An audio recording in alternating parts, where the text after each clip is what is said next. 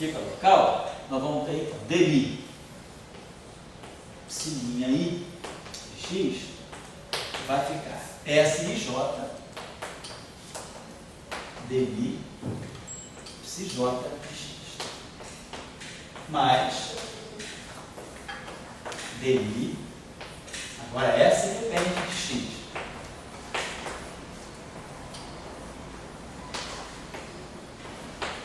Então, o conteúdo de momento desse cara aqui agora é diferente do conteúdo de momento desse, porque vai aparecer um termo novo, quer dizer, vai aparecer aqui, é como se aqui fosse, então, a dependência, quer dizer, isso aqui é um P'Mi, isso aqui é o P'Mi, e isso aqui vai estar ligando um Q'Mi, que é uma outra, né, quer dizer, a dependência vai estar. Se olhar isso no espaço de Fourier, vai estar entrando no Q'Mi. Então, o campo de gauge ele vai entrar justamente para fazer esse match de momento. Quer dizer, eu vou ter um momento P' que vai ser P mais Q. Então, se está aparecendo um momento novo, é porque você imagina que deva ter algum agente trazendo esse momento. Então, quer dizer, é mais uma motivação para você pensar a derivada covariante. Quer dizer, a derivada covariante ela te traz um campo, que é o campo de gauge. E o campo de gauge é justamente o campo que vai estar trazendo esse momento. Então, quando você tem uma simetria local, você aí está mexendo no momento, você está mexendo na interação. Tá, então, o que eu estou querendo colocar é o seguinte, a gente tem que ver como a gente define as coisas. Eu acho que isso é importante, porque não adianta chegar só colocar o resultado. Tem que pensar, como é que eu defino? Então, o que é uma partícula para você? Então, você define a partícula livre. Então, a partícula é livre. Então, você vai definir a massa, o spin, as propriedades de carga que essa partícula tem sendo livre. E aí, quando a partícula é livre, você está falando de uma simetria global. Você classifica a partícula pela simetria global. Quer dizer, quando você mede a carga eletromagnética de uma partícula, você está falando da simetria, o 1, global. Quando você põe a simetria para ficar local, você automaticamente já está falando de alguma interação. Então, tem que ter uma diferença de momento. Quer dizer, quando você fez a transformação e apareceu uma diferença de momento, é porque então deve ter algum agente externo trazendo esse momento. Então, deve ter algum campo que vai representar esse agente externo. Então, eu diria que, para mim, quer dizer, agora, se você diz que você é capaz de produzir uma simetria local, com massas diferentes no mesmo multiplete, então, o que está significando você? A simetria local, tudo bem, mas eu estou falando da simetria global agora. Quer dizer, como é que fica a tua simetria no nível global? Então, vamos voltar antes. Quer dizer, antes de você colocar a simetria de gauge, a simetria local, quem é a tua simetria global e como é que fica a distribuição de massas nessa simetria global? É isso que eu queria entender, é isso que a gente tem que ver. A gente não vai ver agora, mas eu digo, a questão a ser respondida deveria ser essa. Eu defino a partícula pela simetria local, global, não local. Professor, então, é isso que você fala da química? Foi? Isso aqui não, isso aqui eram os estados, né? Isso aqui, já vou lá, cá. Isso tipo de pessoa por isso. Quer dizer, quando a gente coloca isso aqui lá, estudando os orbitais atômicos, né? 2, 8, 18, não, 3s2, 3p6, 3d10. Ele está falando dos níveis, né? Dos orbitais. 2, 8, 18. Então, nós estamos falando, né? De uma estrutura de degenerescência, o átomo de hidrogênio, né? Quer dizer, se a gente pensar que os níveis de energia quantizados, né, satisfazem aquela relação lá que é menos 13,6 elétron-volts sobre N2, né? Então, o nível de degenerescência para cada N é 2N2, né? Quando N é 1, está 2. Quando N é 2, está 8. Quando N é 3, está 18. Esse nível de degenerescência aqui é o nível de degenerescência. São 2N2 estados no mesmo nível N de energia. Então, todos esses estados têm a mesma energia, N igual a 3. Todos esses N estados têm a mesma energia, N igual a 2. E todos esses dois estados têm a mesma energia que o estado fundamental, N igual a 1. Então, o que está agora fazendo com que esses estados, qual é a diferença desses estados? Esse aqui tem espinhar e espindar. Esse aqui tem 2 níveis orbitais, momento angular orbital 0, momento angular orbital 1. E aí, para cada momento, aqui tem um estado, e aqui 2L mais 1 é 3. Aí, 3 vezes 2, 6. Aí, 2 estados de spin, dá 6 aqui, 2 estados de spin, dá 2 aqui, então dá 8. Então, você tem os níveis. Então, você tem estados com diferentes momentos angulares orbitais, em diferentes estados de spin, mas com a mesma energia. E aqui eu tenho 18 estados em momentos angulares orbitais distintos, com estados de spin distintos, dando 18. Então, eu tenho aqui, estou falando de energias. Eu estou falando, a partícula é o elétron. E o elétron está no átomo de hidrogênio, está no potencial do núcleo atômico, do núcleo, sei lá, com Z próprio, que é um núcleo hidrogenóide, que a gente chama. Então, você tem a degenerescência dos estados de energia. Você não está falando, você não está dando uma descrição de campo, você está dando uma descrição de partícula, mecânica quântica. A partícula é o elétron. Então, você tem degenerescência e energia. Todos esses estados, um diferente do outro. Isso, os estados são diferentes. E eles têm a mesma energia. Isso. Então, quer dizer, você consegue montar na química, vamos chamar multiplexos, Sim, sim. com partículas diferentes, Estados diferentes, certo? Com a mesma energia. Com a mesma energia. Mas todos com a mesma massa. A massa é a massa do elétron. Bom, é a massa do elétron, você está trabalhando com outro elétron. Porque a simetria aqui, a simetria é só 4.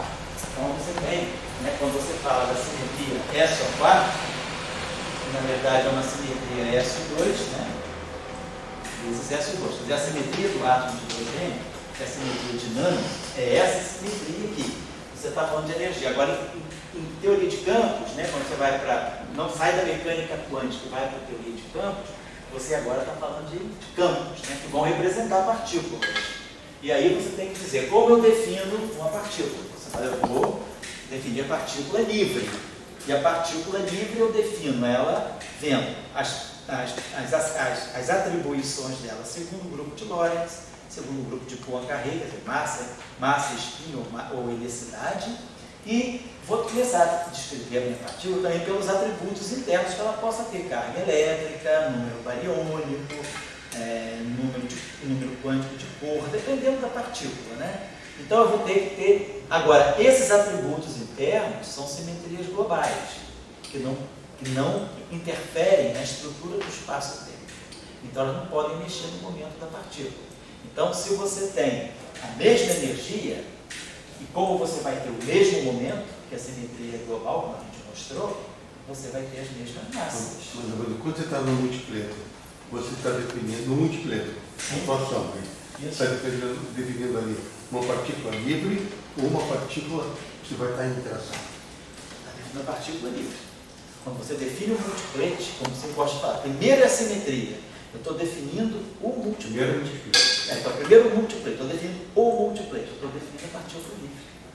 Eu tenho que olhar para poder dizer quem é a partícula, dar todas as características dela. O que a gente faz é, você isola ela do mundo, idealisticamente, claro, para definir quais são as características dela, qual é a massa. Porque se você tiver a partícula em interação, tem algum agente externo que está mexendo com as propriedades da partícula. Então não é ela mesma, você precisa isolar a partícula. Você vai para a simetria, deixa a partícula completamente isolada, e aí a simetria é a simetria global. Ela pode estar em interação, ela não pode estar trocando momento com ninguém. Acho que é uma questão de definição que a gente está colocando. A gente define assim. Tá? Agora, na tua formulação, então, o que significa você agora ter uma simetria local, com massas diferentes e todas no mesmo multiplete? Tá? Se você está falando de uma simetria abeliana, eu até entendo. De uma simetria não abeliana, para mim fica mais difícil entender. De uma simetria abeliana, eu entendo que a simetria abeliana, na verdade, os multipletes são unidimensionais. Agora, uma simetria não abeliana, quando você junta todo mundo num lugar só, uma estrutura M-plete, e aí você dizer que você tem massas diferentes, quer dizer, aí se você diz, mas eu tenho interação, eu tenho simetria de gauge, então tudo bem, tem que ver como é que são as trocas de momento. Então você pode ter momentos diferentes, com a mesma energia e massas iguais, aí pode ser. Tá? Então vamos voltar. Professor, Não, só para perguntar, pode falar. para fechar esse assunto também, a gente começou com aquele decaimento do Moore. Isso. E aí nós vimos que o Moore decaía, o Moore que era o lepton, decaía no outro lepton e decaía no neutrino. Exatamente. Duas estruturas. Isso nos motivou a construir um multiplate de S2. Isso. E aí, essa discussão que o senhor fez aqui, da transformação e da simetria, ela também me autoriza a, quer dizer, quando você tem um psi-linha, que ambos têm a mesma energia e que no referencial de reposição tem a mesma massa, isso me autoriza também a colocar o elétron, o lepton e o neutrino no mesmo multiplate. Então você está partindo do pressuposto seguinte: a simetria está existindo nesse momento quando você coloca o lepton e o neutrino no mesmo multiplate, você está dizendo o lepton tem massa zero. Então esse é o problema, quer dizer, você tem que pagar um preço para ter a simetria. Meu preço eu sei que na verdade o lepton não tem massa zero, mas eu estou botando ele no mesmo multiplate, eu estou forçando ele a ter massa zero. E aí eu tenho que providenciar um mecanismo depois para dizer por que o neutrino fica com massa zero e o lepton ganha massa. E aí depois que entra o campo de Higgs. Então você depois tem que justificar a diferença de massa. Mas aí você tem que ver, eu vou justificar a diferença. Eu poderia colocar já a massa à mão, mas aí você está quebrando a simetria explicitamente. Isso pode ser perigoso do ponto de vista da renormalizabilidade. Então, aí você tem que buscar mecanismos. A quebra espontânea da simetria é um dispositivo que você encontra para gerar as diferenças de massa sem adulterar muito a teoria. Então, vamos estudar isso, tá? Mas essa é importante. Quer dizer, resumindo, o que o Dória falou, o que o Caio falou, então a ideia é essa. Eu tenho, quer dizer, para eu poder ter uma estrutura de multiplate degenerado, então, quer dizer, quando eu coloco o neutrino do lepton na quiralidade lepton e o lepton na quiralidade lepton no mesmo dublete, eu estou dizendo, tem que estar no mesmo dublete lepton com lepton. Por quê? Porque a simetria de Gauge é ortogonal ao espaço-tempo. Ela não carrega spin, não carrega momento angular. Então ela não mexe na quiralidade, na helicidade.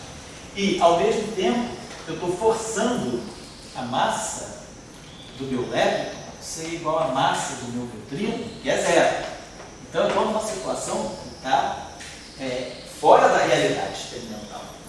Agora, o que eu tenho que ter é que, de alguma forma, depois, nós temos que evoluir dessa situação para uma nova situação, onde a massa do lepton não seja zero, mas a massa do neutrino se mantenha zero. Então é aqui que vai entrar o mecanismo, vamos assim, de geração de massa. Agora, a geração de massa é feita como? Né? Quebra explícita, quebra espontânea, quebra dinâmica. Aí essa que é a grande questão. E aí, se vocês forem olhar aqui nessa linha do tempo que eu marquei, vocês vão ver que a discussão começa lá em 1964. Opa, cá aqui, 1964, vai passando aí. Nós começamos, na verdade não é nem 1964, começa em 1960. Quebra espontânea de simetria, o teorema de Boltzmann e o mecanismo de Higgs, eles começam lá em 1960, lá no final. Então, aqui estão falando, né? Eu separei uma parte no final só para quebra espontânea. Quebra espontânea, simetria, teorema de Boltzmann e mecanismo de Higgs. Em 60, Nambu já começa a tocar essa questão. Depois tem o trabalho do Goldstone, depois Goldstone, Salan e Weinberg, que é quando eles introduzem as simetrias quebradas, que é quando aí eles entendem esse mecanismo de massa. Quebra espontânea, ela vai gerar massa, vai gerar as diferenças de massa de uma forma soft, de uma forma delicada. E aí temos o trabalho de Gilbert, Higgs, Engler, Gural. Aí vem toda a discussão que vai até 1968 para discutir essa questão da massa. Aqui nessa coisa, você tem alguma quebra explícita? Quebra espontânea? Ou dinâmica, mas pode ter quebra explícita também. Você tem algum exemplo aqui? Aí nos quebra explícita aí não. Não. E dinâmica também não. Dinâmica tem. A quebra dinâmica é o trabalho do Bambu e o Analazini. São os trabalhos de 61. Está lá, Dynamical Model of Elementary Particles Based on an Analogy with Superconductors. O trabalho, são dois Physical Review de 61, Bambu e o Analazini. Aí é quebra dinâmica de simetria. Só para dar uma cultura do pessoal, do Boltzmann, Vou mostrar para as pessoas. Aham. O Goldson, essa aí é uma linha aí que o Zé está colocando. Ele está fazendo multipleta, ele botar massa. Ele vai buscar massa. O trabalho talvez mais fundamental tenha sido o do Goldson, 61. Ele fez a passagem, né? Certo. Bom, esse Goldson, ele é um físico inglês e daí em 1969, 80 lá, teve um concurso na Cambridge. Ah, em 80 mais ou menos? Acho que foi teve um concurso de para professor. Então, professor, quem não sabe, é a cadeira alta que tem lá no Instituto de Professor Teórico. Bom, daí nesse concurso quem ganhou foi o Goldson. O Goldson era originalmente lá de Quebra. E ele ganhou. Mas aí, sabe quantos trabalhos publicados ele tinha? Na época não. Sabe quantos? Todo mundo hoje em dia, 100, coisas do tipo, tinha 8 trabalhos. É mesmo? 8 trabalhos. Um desses trabalhos é esse aqui. Então você vê quando você está vivendo lugares onde o significado é importante. O significado é importante. Trabalho científico pode fazer muito, a maioria é redação científica, mas o pessoal conseguiu identificar esse trabalho. Ele tinha 8 trabalhos. Eu me lembro porque o Goldson não quis ir para Cambridge. Ele não foi, não? Ele não quis ir para Cambridge. Ele estava no Imperial College? Não, ele estava nos Estados Unidos. Nos Estados Unidos. Daí ele não quis ir para Cambridge. E daí que o Taylor foi para Cambridge. O Taylor pegou o lugar dele. Entendi. E daí que eu fui para Cambridge. Entendi. Aí se moveu com o século todo. Vaga do Goldson. Ele foi, então. Mas eu só quero colocar para as pessoas, assim, estou estudando no Brasil, assim, como vou dizer, ele tinha 8 trabalhos publicados. Entendeu? 61 trabalhos, em termos assim, quantitativos. E você ganhar professorship em Cambridge, é uma coisa. Pegar a cadeira do Newton. E ele. Interessante. Mas eu digo, aí está a questão do pessoal entendeu que essa quebra espontânea que está escrito de simetria, teorema de Goldson e mecanismo de Higgs. Mudou a física. Mudou a direção da física. E depois o Higgs ganhou o prêmio Nobel, né? E o Higgs também não tem. Não, e você vê que essa discussão envolveu, olha só, prêmio Nobel, tá aqui, ó, Higgs, Salam, Goldstone, Braut, quer dizer, é uma discussão quente, né? Depois, tem um trabalho aqui do Salam com o Goldstone e o Weinberg, né? Nessa época o Weinberg estava fazendo o postdoc dele com o Salam. Era o Salam que era o coordenador de projeto do Weinberg lá em Imperial College. Esse trabalho de 62, Goldstone e Salam. Esse trabalho é lindo, esse trabalho vale a pena, não deixem de ler esse trabalho na versão original. Por isso que eu estou colocando o Paper Physical Review 127 aí. Leiam esse trabalho, é um trabalho bonito, você aí realmente entende o que é a quebra espontânea da simetria global. É o trabalho do Salam, Goldstone e Weinberg. Então você vê uma discussão que envolveu Salam Nobel, Weinberg Nobel, Higgs Nobel, Braut Nobel, Nambu, que veio lá para a discussão Nobel, quer dizer, uma discussão que envolveu grandes cabeças da física. Então, quer dizer, tinha um significado muito importante essa discussão. Não era mais um paper, era uma mudança de direção da física, era um novo paradigma que se instaurava na física. Mas como por exemplo, que eu quero caracterizar, assim, tem grupos que compreendem isso. E tem grupos que não compreendem. O cara publicou 8, eu publiquei 30. 50. Mas isso aí, Dória, se chama, eu acho, de tradição, né? Tradição acadêmica. Né? Você Cambridge tem uma tradição do século XIII. Quer dizer, então, você vê a força de uma escola. Quer dizer, a escola não está interessada no quantitativo. Ela quer acho que é que tenha significado forte. Eu acho que é um pouco isso. A gente está vivendo esse período capitalista, quanto mais, melhor, né? Sem olhar a qualidade. Eu acho que está tendo diante de um exemplo. Outra pessoa também que tinha pouquíssimos trabalhos publicados como ganhou o Nobel foi o Higgs. Vai olhar quantos trabalhos de Higgs publicou. Pega os archives dos anos 80 para frente, vê quantos artigos. Entra lá, vocês conhecem o Spire do Slack, né? SpireHappy.net. Entra no Spire e bota Find Author Peter Higgs. Vamos ver quanto trabalho. Duvido, eu não sei se o professor Higgs chegou a ter 20 trabalhos. Porque há muito tempo, na década de 80, eu lembro que ele tinha uma faixa de 10. E a gente deu o Higgs, era um cara dele. O próprio Beck, o famoso Beck, o ex-estourar, o Beck também era um cara que na época, assim, na década de 80, 90, que ele já era um cara famosérrimo, ele tinha poucos trabalhos, também na faixa de 8. Quando ele leu o Professor Chico de Gênova, na faixa de 8 trabalhos. Mas que 8 trabalhos? Não está sabendo se é 8, basta um desses 8. Não é essa questão, né? Um desses 8. E o que cria um departamento, o que cria um país, são aqueles juntos trabalham. Não é do Newton. Exatamente. É isso aí. Mas outra coisa histórica que eu vou contar é que em 64 o Higgs fez o trabalho dele. Foi. E o que acontecia aqui no Brasil em 64? É mesmo, né? A gente estava na rua. As pessoas estavam na rua gritando, etc.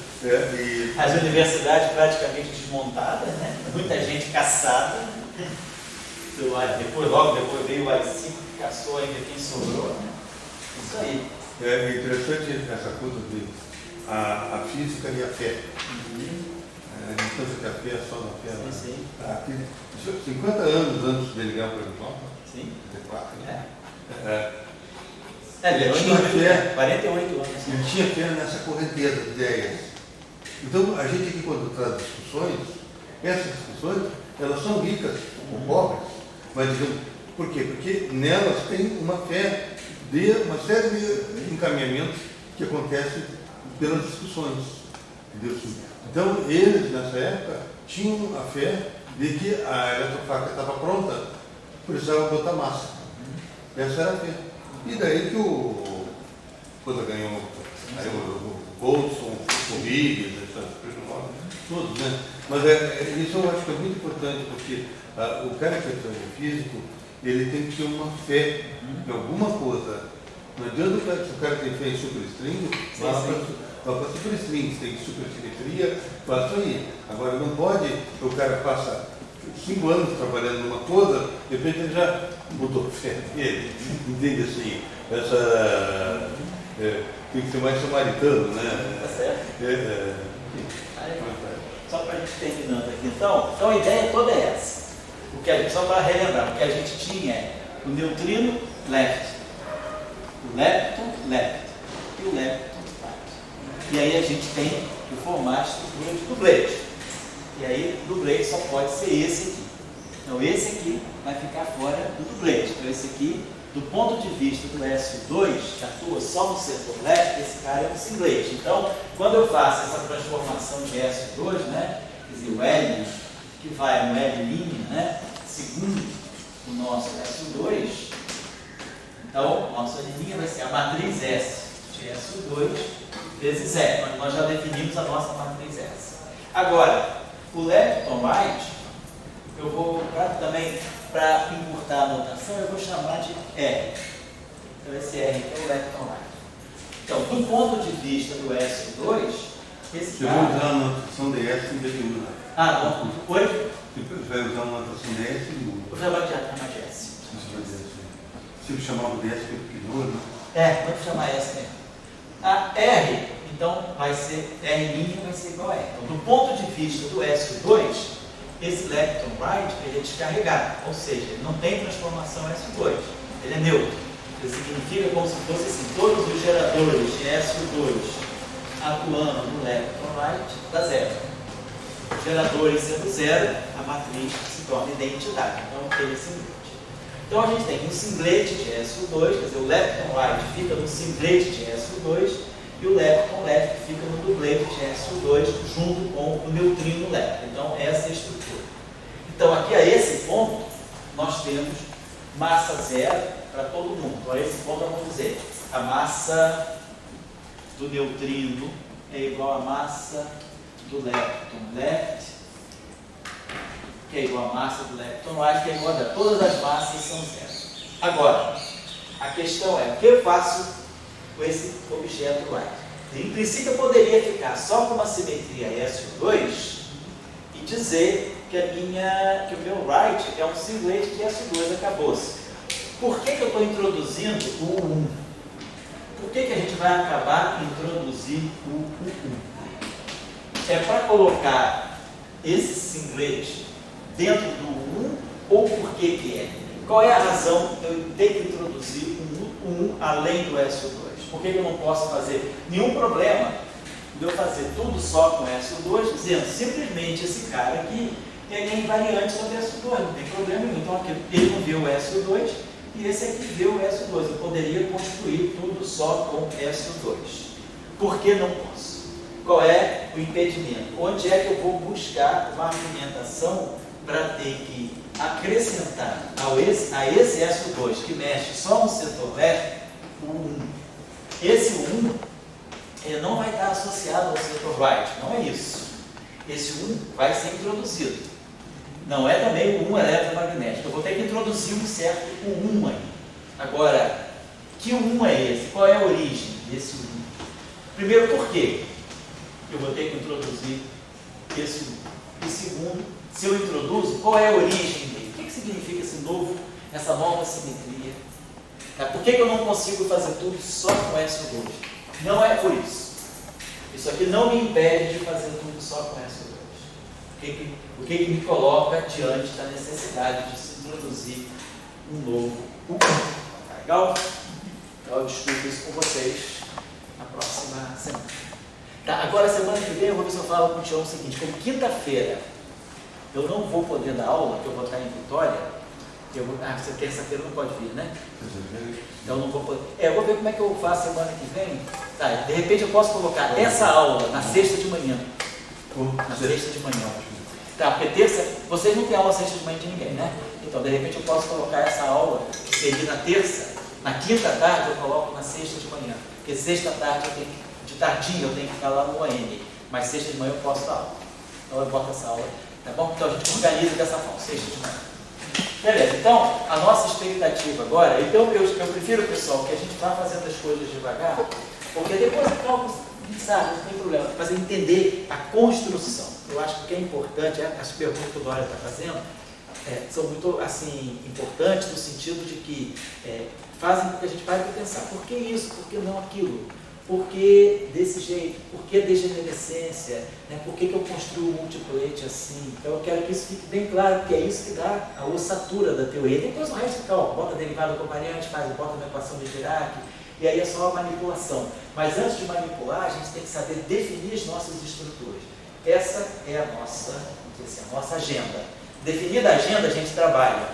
Né? Não adianta trabalhar sem agenda. A gente acaba refazendo a mesma coisa duas vezes, errados, né? Não tem, a gente está cabeçado. Então é importante a gente definir a estrutura. Então, agora, por que o 1? Eu já vi textos errados em que se coloca o 1 right. Esse 1 não é imposto, porque ficou só um singlet right, só porque tem o lepton right sozinho, eu vou introduzir o 1 por ele. Não. Claro que o lepton right vai pegar carona nesse 1, mas esse 1 não é introduzido porque o lepton right ficou sozinho. Ele é introduzido para a gente poder ver como a gente pode tirar desse modelo da eletromagnetismo. Quer dizer, a proposta é tentar dar uma origem unificada, uma origem comum à interação eletromagnética e à interação fraca. Até por que isso é importante? Por quê? Porque se a gente olhar na interação fraca, né, no decaimento beta, que já diz tudo para a gente, está tudo contido aqui, eu tenho uma interação, essa corrente aqui é uma corrente carregada. Quer dizer, a corrente bariônica é uma corrente que tem como estado final o nêutron, e como estado, o próton, perdão, e como estado inicial o nêutron. Então, eu passo do nêutron, aqui é o próton tem carga 1. Então, o psi barra tem carga menos 1. Então, essa corrente aqui é uma corrente carregada, uma corrente com carga menos 1. Agora, essa corrente aqui é uma corrente que vai ter o psicoelétron e o neutrino. Carga do elétron é menos 1. A carga, então, aqui é mais 1. Então, eu vou ter a corrente leptônica tem carga mais 1. E a corrente bariônica tem carga menos 1. Então, eu estou interagindo correntes carregadas. Então, a interação fraca, ela se dá devido à interação entre correntes carregadas. Depois a gente vai ver que o modelo do Salan-Glass-Weinberg, ele introduz corrente neutra, que é uma previsão, e aí a corrente neutra é detectada. Quer dizer, quando o modelo é construído, não havia ainda corrente neutra. A corrente neutra só é detectada em 73, eu botei ali no escrito da gente. Então, o que está acontecendo é que no eletromagnetismo eu tenho mobilidade, na interação fraca, eu tenho mobilidade de carga, quer dizer, o nêutron vira próton, ou seja, o quark D vira quark 1. Esse cara tem carga menos 1/3. E esse cara aqui tem carga 2/3.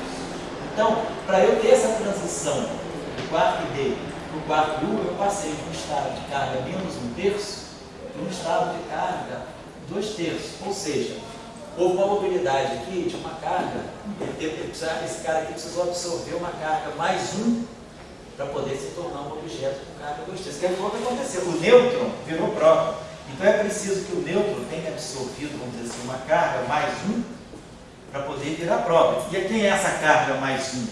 É a carga do setor leptônico, dessa corrente leptônica. Então, na interação fraca, o que eu tenho é um jogo de cargas. Então, é interação eletromagnética também. Então, eu não consigo separar a interação fraca da interação eletromagnética. Então, as duas devem estar juntas. Então, a tentativa da teoria eletrofraca é justamente ver como eu posso, vamos dizer assim, mobilizar essas duas interações e colocá-las numa mesma teoria, numa descrição única. Mas assim, a motivação está um pouco nisso. Quer dizer, a primeira unificação que a gente vê dentro dessas interações fundamentais é o eletromagnetismo com a interação fraca. Por quê? Porque a interação fraca, ela troca carga. Se ela troca carga, deve ter um processo eletromagnético aí, então deve estar unificado. Então, a gente precisa buscar o eletromagnetismo, e é isso que vai induzir a gente a colocar esse 1. Mas esse 1 ainda não é o 1 maxwelliano. O 1 maxwelliano é o que vai sobrar depois da quebra de simetria. Então, vamos ver que basicamente, o que a gente vai mostrar mais à frente é que dessa simetria SU2, que atua só no setor leve, com uma simetria U1, que nós vamos chamar de hipercarga fraca, dessas duas simetrias juntas, o que vai sobrar no final é o 1 eletromagnético. Então, essa simetria é o produto final dessas simetrias que vão sofrer uma quebra espontânea, vai ter espontânea symmetry break. Depois que a simetria espontânea acontecer aqui, a quebra espontânea acontecer aqui, ela vai deixar para nós como resíduo um eletromagnético. Agora a pergunta é, eu conseguiria chegar aqui sem isso aqui? Se não houvesse isso aqui, será que eu tiraria o eletromagnetismo daquilo? Essa é a questão que a gente vai responder. Então, em princípio, não é o fato desse cara estar sozinho que vai me obrigar a introduzir essa simetria. Essa simetria tem razões muito mais profundas para ser introduzida. Tá claro? Esse é o conceito. Então, liberar vocês. Então, no domingo, quando eu passar aí, provavelmente eu vou dar essa aula sexta de manhã, tá bom? Aula. Eu acho que isso, se eu quiser. Oi?